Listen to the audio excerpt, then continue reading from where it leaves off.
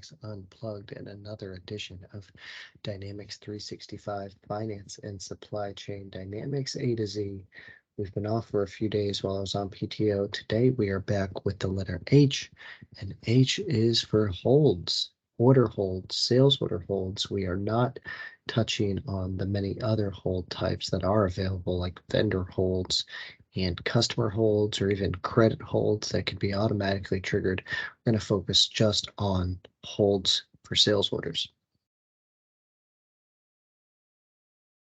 Starting off in the sales and marketing module under setup and sales orders, we have our order hold codes. You can see here the ones I have configured in my sandbox. These effectively are the reasons why an order would go on hold. These are just examples.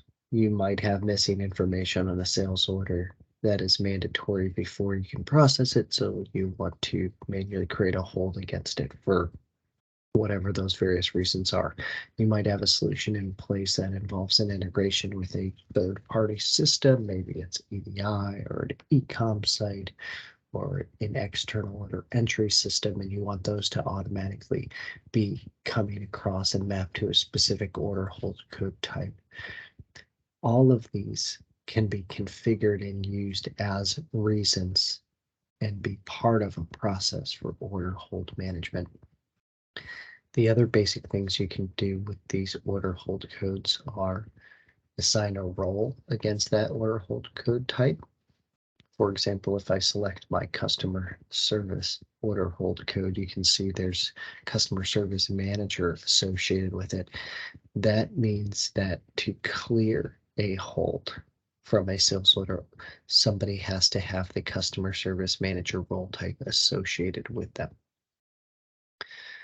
The other two base parameters you have on the hold codes are making one default for sales orders. So if a new hold is applied or created against a sales order, what would the automatically populated hold code be, which could then be overridden?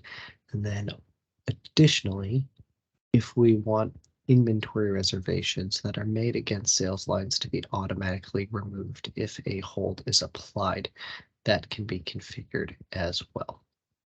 So that setup, that configuration is really simple and easy to do. It's very minimal. Once we have our hold codes in place, we can go to the accounts receivable module, and under our accounts receivable parameters, we can also set a default color for our orders that are on hold. You can see this on hold sales order status drop down underneath the sales setup. And I have this bright pink color as my choice. What that will do is if somebody navigates to a form like the all sales orders form, that's a display of all orders, and they go past an order that is on hold or see an order that is on hold, it will be highlighted in that color. So it's very easy to find. It makes them stand out. We can see two records here that have that pink highlight on them. And if we scroll to the right, we'll see two other columns are populated. A column called Do Not Process that is selected, that has a check mark showing, and a column called Hold, which also has an icon populated in it that looks like a pause button. It dictates that that specific order is on hold. If I were to filter just on that do not process column and say show me all orders where do not process is set to yes or is a true value, you can see there's lots of orders that aren't highlighted and don't also have the hold icon displaying, and that's because orders can be set to do not process or put on a temporary restricted use from the call center module, rather than the manual holds that we're talking about here. So we only have a subset of orders that would put on manual hold.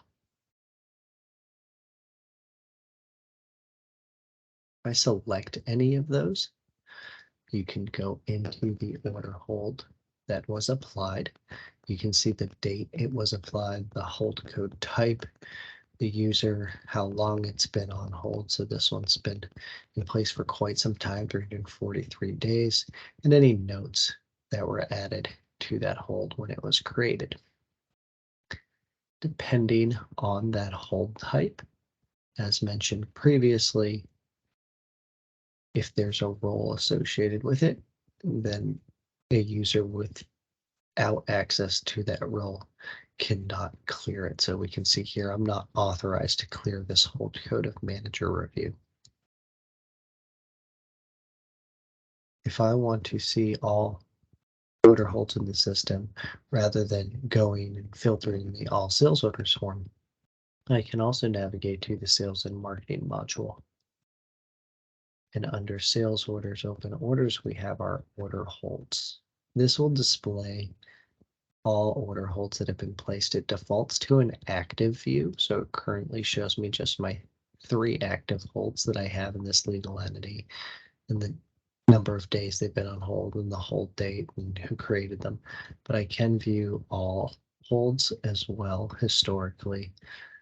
I can see who cleared them, if they had been cleared, and the date of that. If I want to look at any notes or totals against those holds, even if they have been released, I can do that from this form as well. So we can see this had a note against the order header. If they had line notes, we can see all notes from here. And that's really it. That's our basic introduction on holds in D365 for sales orders. And we'll see you next time for the letter I.